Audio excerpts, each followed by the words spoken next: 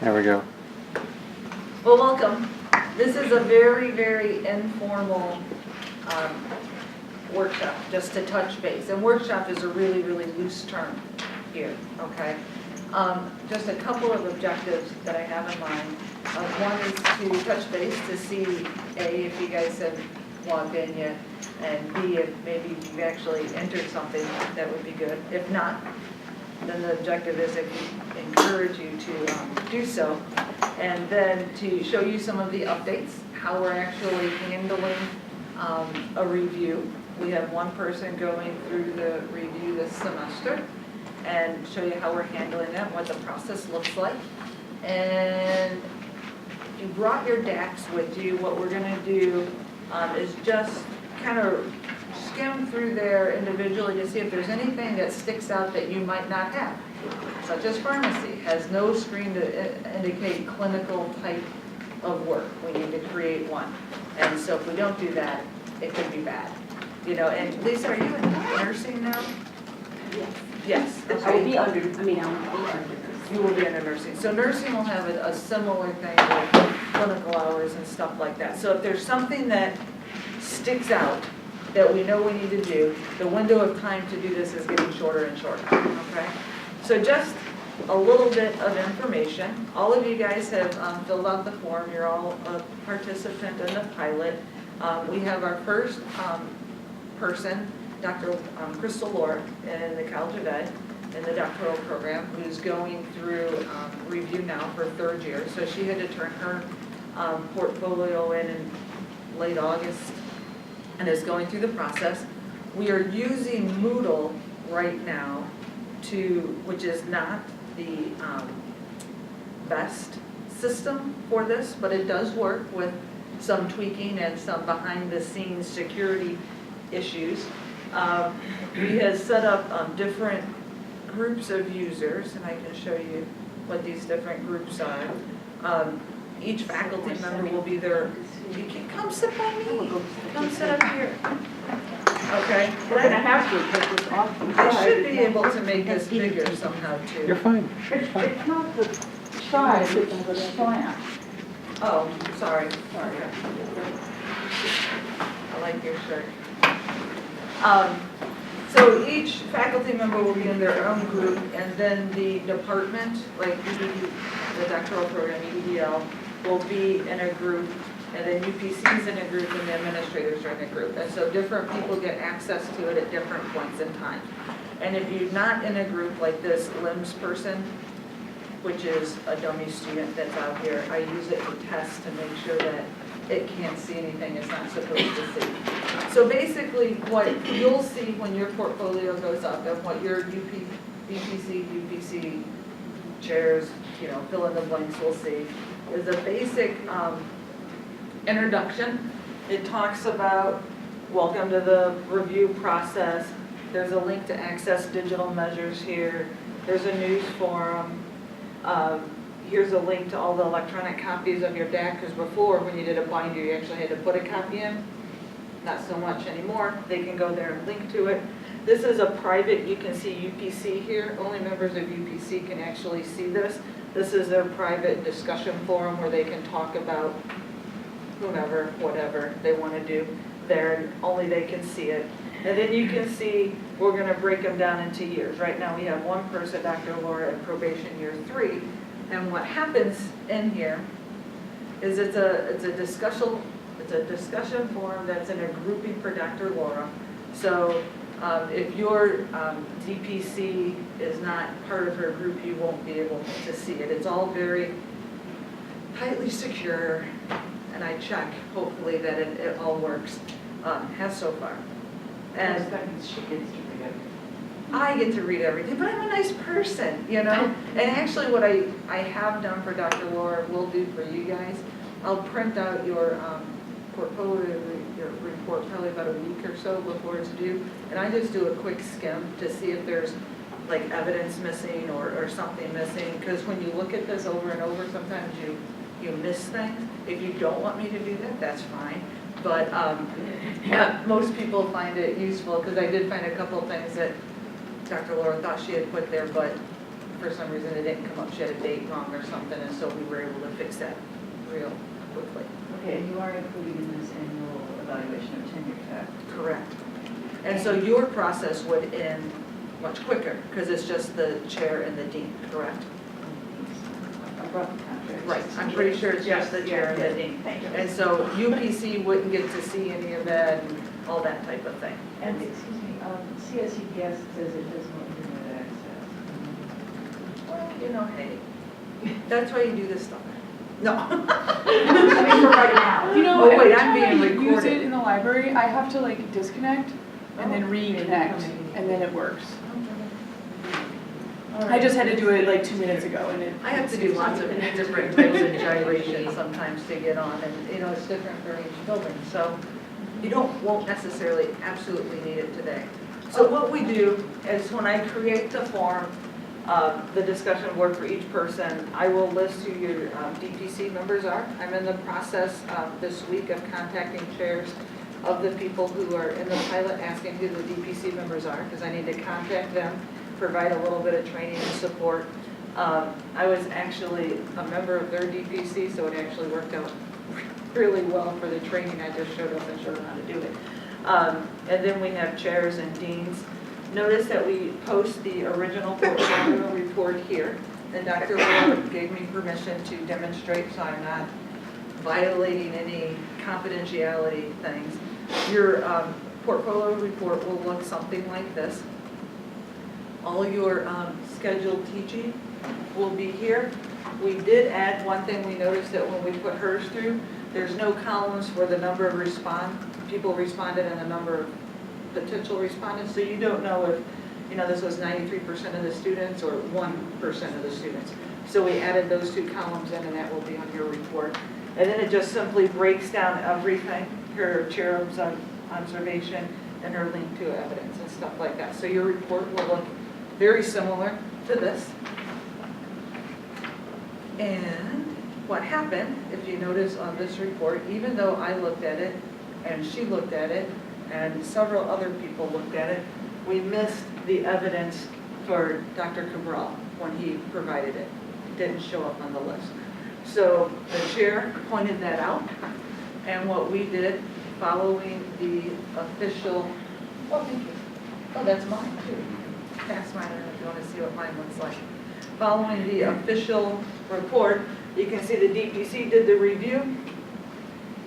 You don't actually see the review here, so I feel fairly comfortable doing this. Here it is, and they attach it so that the document is over in the corner. Every time somebody puts a posting on this discussion board, an email is automatically generated out to everybody who's subscribed. So Dr. Laura gets immediate notification, as does the chair and the dean and Robin Hawkins, that thing has been posted, so you don't have to make all those copies and forward them around anymore. And then if Dr. Laura wants to see it, she just comes here, clicks, and she can actually read in detail what the evaluation was. Yes, ma'am. Suppose she wanted to attach a response. She could do that right there. She could just go in, add a new discussion topic, or reply to this saying that I object, or whatever. Notice we are following process here. Dr. Edwards posted a question saying for a request for additional information. She missed the absence of the summary. I followed up because I'm really kind of closely monitoring this to make sure that no one has any problems. I said I was going to contact Dr. Laura and attach it. I got in touch with Dr. Laura. She made the changes, and notice up at the top, we just added a corrected version of her portfolio report. So all the evidence, all the documentation, everything is clearly indicated as to every aspect here. So if there's a request for information, it would simply go there. We would, if there was a third request, we would put a revised one on top. And you can see that Dr. Edwards was the department chair review. The college dean also put hers. Now it's being routed through UPC, and administration has access to it now. And given that there seem to be dates on it, it will be quite clear if people did what they were supposed to do on time. Correct. It's one of the nice things about being electronic. There's date stamps on everything, and the emails go out. So Dr. Laura is fully apprised of how her thing's going, and Rose over in the provost office has printed out the things she needed to stick in whatever folders they stick out. But no more copies to everybody. It's very clean, and you as a faculty member have access to this and can monitor it as it's going out. Questions, comments, cynical remarks about that? So this is the review process page. Pardon? This is the review process page. This is so this is at the end. This is how it's handled. once we submit our digital portfolio, then we'll have access to the Moodle page. Right, the and review actually, process you page. don't have to submit anything. On the day that it's due, at noon, some arbitrary time, I think it's January 21st for several of us. Is that the day that is due coming up? Annual reviews and different things. So on January 21st, I'll be a very little busy beaver. I will actually go in, and I'm saying print, but I'm not printing hard copy, I'm printing an electronic copy. And this is actually mine if you want to pass it around, if you want to see another example of what it looks like. And I will create a discussion board or review page for you as I do that, okay? And then probably what I will do, unlike this one, I will probably post an initial message saying that Dr. Amber Wise's portfolio is available for review. That way you'll get it, your DPC will get it, your chair, your dean initially, and so you know it's done, and then you can double check. And prior to this, I was telling some of the people earlier, about a week before, you know, like the 14th, 15th of January, I'll actually pull them up to look at them and send reminders, maybe point some things out that are missing, different things like that, okay? So really all you have to do is stick the stuff in and you're completely hands-off, which should reduce that amount of time for creating a portfolio significantly, super significantly. It used to spend about 2 weeks, you know, making tabs and copying stuff and just nasty. Okay. Questions about the review process from a union standpoint? I think it meets all the requirements, correct, Laura? I certainly haven't noticed anything. Okay. Okay. Sounds good to me. Okay. I don't notice till certain people come Okay. And then hopefully they're not in the pilot, and then and then we can figure it out from there. But if you do see something or you have any questions, you know, definitely let me know as soon as possible. There are so many little triggers and checkboxes in Moodle to make sure things are set right. You know, I have people double checking for me, you know, Patrice and Gabriel, you know, this is what you can see, and I have Musa out there who's not in anything, you know, he's just kind of like a loose faculty member that can log in, and I say, you know, what can you see? And he can see the title, but he can't see this. I'm like, oh, we're good then. So we have lots of people checking to make sure it's right. Yes, ma'am. Seeing that this is a pilot, is it wise to keep all of your documents, I guess, or a semi-paperwork portfolio? Because this will be my first time. I would never get rid of any hard copies of anything. This is Chicago State and the state of Illinois. You always want to keep hard copies of absolute everything. Well, I guess I asked the wrong question. Oh. Are we submitting just the electronic? Just the electronic. Yeah, but if you own your original of the hard copies, then if necessary, you could make the 30 copies. But it shouldn't be necessary. Right. And we have agreements with the union and with the contract administrator, with the provost, that, you know, if there's an issue with the system, yours doesn't, for some reason, work, we'll get you, you know, I think we said like 5 days or a week, I forget what it was, for you to get it together, and we'll stick it in. The nice thing with doing one with Dr. Laura up front is that we get to test it all out. So people get to see it, you know, and they're a little bit more aware of how it's going to work. I know how it's going to work. So the support necessary is there. And have the chairs and deans and et cetera become more educated in the years since you put yours through? She was the very first. But none in this. It was, Right, yeah. it was a different process, but there was a certain amount of, oh, we cannot deal with, you know. That was one chair. She's no longer a chair. So that helped.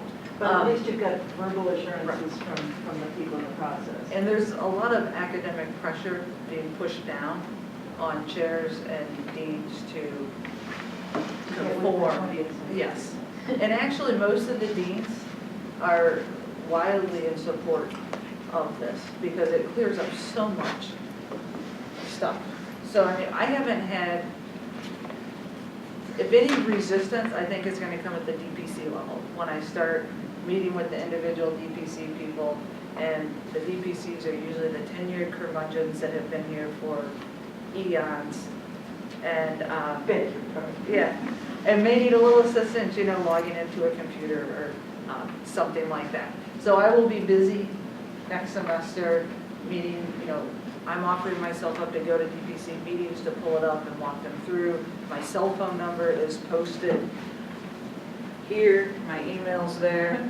I'm available as needed whenever to make sure that this is a success. Whereas my DPC working, it's terribly funny because not only am I the senior member of the department, but I'm the least techy.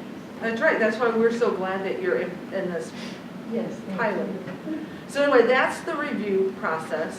It's going fairly seamlessly. The only hiccup we had is I didn't know the UPC met and I didn't have the members in Moodle. But that has been corrected and we're off down that path. So let's talk about what you guys need to do, okay? You access the system. I'll show you how to get into it.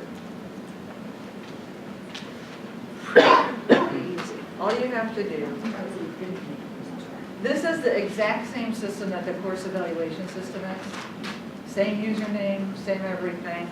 So if you go to current students or faculty or wherever you want to go, there's a link to course evaluation somewhere.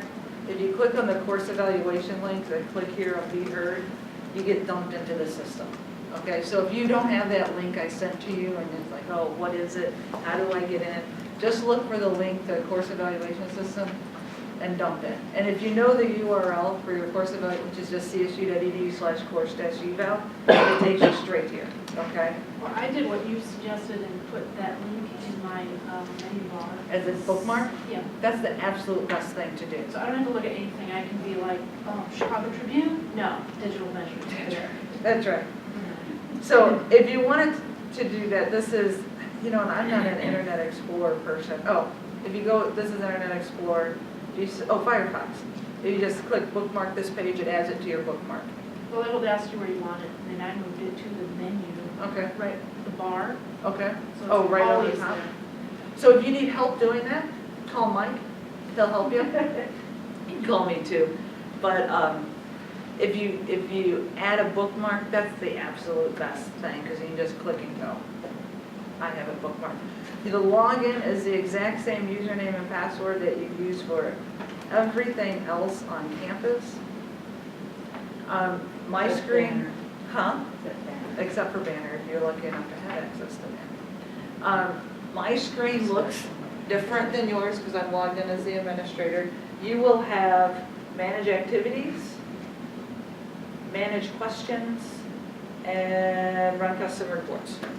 Okay, those will be the 3 links that you have. All you have to do, and when you log in, manage activities, this is your main screen that pops up. So you don't even have to look for anything. When you log in, this pops up, okay? And these are all the different forms out of the box that Digital Measure provides, except for one which we've added. We've added, let me show you the one we added. We added course materials and curriculum design because many, many people in their decks have a thing saying that you get credit or points or whatever, kudos, if you integrate technology or develop a new course or revise a course or supplemental materials, you know, all these kind of things some departments use.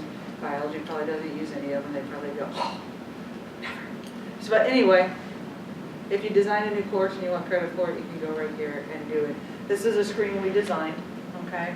So it's out there. What we need to do is to have you guys start entering things. And as I was sharing earlier, if you're like me, you typically wait till January 15th, because you knew it's due the 21st, right? And who really wants to do that over the holiday break? And right now, you got too much other crap to do anyway, and you really don't want to do it ever, but you have to. But if you could, There's a Thanksgiving break. there is a Thanksgiving break, which would be a wonderful time to spend a couple hours away from your family and friends by yourself, which by Saturday or Sunday of Thanksgiving break, it might be a good thing. To start going through here and adding some stuff. Your general information, your personal and contact information, that's just your name and where you're located, that should be easy. Administrative assignments, if you're a PME facilitator, you're an assessment coordinator, you're whatever, okay? Awards and honors, like Patrice just got awarded with, was it Educator of the Year for business? Yay. Woo-hoo. So she's gonna go stick that out here. If you wanna put your education out there, you can. It does not show up on your form. But if you want to, because you also can print your Vita from here, and it does a pretty nice job of dumping out all this stuff for you. So, as much information as you want to put.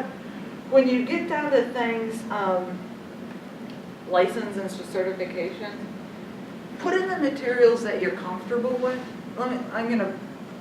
We had one person who, had a new item. Definitely want to do a spell check, because I noticed it said Master Online Teacher. Oh, thank you. I should look at my report. Well, you're quick too, because I went fast. Some people didn't want to enter their expiration date or something. I forget what it was. There was something that they didn't want to put on here. I don't put it on there, okay? When you start getting into stuff like yearly data, this is my 2013. If your department's not listed, I'm gonna be double checking that, but if you see that's not listed, shoot me an email. Some department names have changed and it's hard to keep up with all of those. Salary and benefits, I probably wouldn't enter that, okay? So use a little bit of discernment here as to what gets put in here. If we wanted your salary, we would fill it in from that, okay? So don't stick anything in here that, you know, doesn't make sense. When we're done with the pilot, we're probably gonna sit down and actually hide a lot of these fields because they shouldn't be here, you know, or, you know, we don't need them. Some schools actually use it for everything. So just use a little bit of discernment when you're entering information about what you're gonna put in. What's this workload information? I probably went through some of this stuff and I had some questions. Are we gonna go all the way down this? We can do whatever you want. Because I have something that would probably tie in with Lori, but right from the beginning with, I think when I started out with the personal data and all that other kind of stuff, and then it was, you get just a little bit down there and it's asking you, when did you get associate, when did you get tenure, when did you whatever, and then it's not with the academic, is that it? Academic. Anyways, I have one whole sheet full of questions. Okay. And one of them is, so when you're typing in that information for, whenever you got associate, full professor, tenure. This one? Yeah, and it's like it asks you to put the date down, and so the question that came to my mind was, is it when the president signs the piece of paper, or is it when the DOT approves it? Or, why bother, would be my thought. Well, no, I was just like, why do you have to put the month, the day, and the year? Why can't we just have it be spring and fall and the year, because that's when it would happen. This would be one of the, this is, again, out of the box form, okay? I put it in based on the beginning of the term, my date of hire was I don't know if you January guys are 2nd. rule about it, Right. because it's really never come up. Right. So I mean, this is one of those things where, if for some reason, if you'd like to stick it in, feel free. It doesn't show up on your portfolio report, and I do not believe it shows up on the VITA report. And if the university really wants this information, we can pull it out of Banner and stick it in. Okay, so it's not gonna hurt if you add it, if you want it, or skip it. You know what needs to be included for your portfolio. Make sure that stuff gets in there. And like, let's say you're in a hurry this year, so you just sort of put whatever, and then maybe next year you decide to clean up all your personal files at home, you're like doing this again, you can go back and change when you have like an exact window. Yeah. All the fields right here you can change. If we upload data from Banner, those fields change to read only. So if we upload this up from Banner, if I got my associate professor, they voted on it like in June or something like that at the Board of Trustees meeting. It really didn't become effective until the first day of this contract. So I just stuck in August 16th because that was the first day we started. If they then, down the road, decide that we're gonna roll this out to every faculty member and this is going to be the repository of where we're gonna keep all the faculty data, which is what most schools do. And we would probably like to work towards that, because then reports are real easy to get. This stuff would be pushed into the system, and then these fields would be read-only. Yeah, so anyways, my thought was like, why don't we just do fall, spring, And if that's what we decide to do, I can change the form. It's real easy.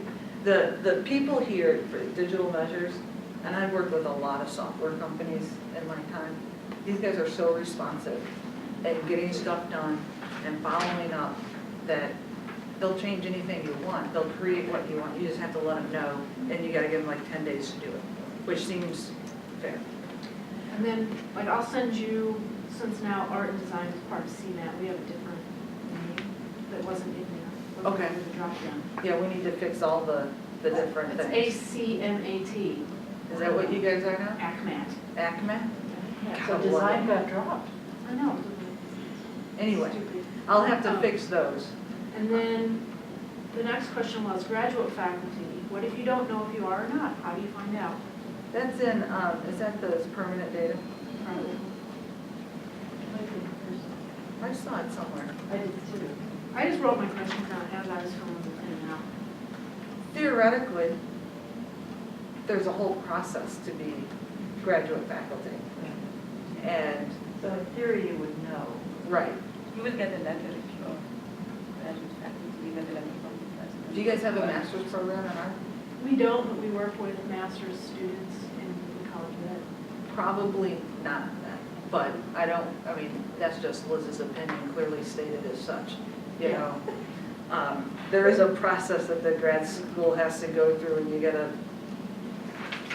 do all this Right. different And I don't stuff. know if it's different now that there isn't a grad school, you know. I know, exactly, that's what I was wondering. So I don't know, maybe check with the arts and science people and see if how they're defining Okay, grad I can students. do that. And then the next question was, when you keep going, Okay. She's so conscientious. I know, She's she's- actually tried to do this already. no, when you did the whole thing with the FTE, Mhm. and I did the math. and Are you it's- doing the workload thing? Yeah. I think I would that's where say it was. skip this. As you can see, I have. I think that's where it was. Is this No. it? No. This might actually, this is preview, this isn't now. You know that form we get where you gotta put so many hours and so many of this? We might go to this, where, what percentage of your time have you spent teaching? Oh, 80% of my time. What time have you done service? 19% of my time. What have you done research? 1%. You know, probably not the numbers you want, but probably accurate for me, but Yeah, that well, might. when I saw that thing, I was wondering why we can't just upload that stupid Excel spreadsheet. So I don't have to go back and look at it and figure out any percentages. Don't put anything in. Don't put anything in here. We are working with IR, Institutional Research. They want to use this screen somehow with that thing. But the form that we fill gets signed by the department chair and the dean all the way to the proposal. This is the one that typically we submit in the portfolios because, you know, it has been approved. It's not just me saying, oh, I do 90% teaching, but it has been approved all the way higher up in the administration. So I think just a link to that, but attaching that, because we all get it back after it's signed. Right. So just We could- attaching it would be We much could do better. that. We could just simply have that. Or You it's don't just need like- to include that Oh, yeah, no, portfolio no, I review mean, this time though. No. I don't worry I'm about not part of the You have finance to study. understand, it's so No, long I'm since just- I've done a you real know, portfolio. so you're just to learn, Just okay. keep it in there, you put that, That's right. that's- So, I mean, Tenured for a long time. you have to realize that this system is used by, there really isn't a competitor for this system. 60% of the schools that have more than 50,000 students, so you're talking about all the big schools, use this.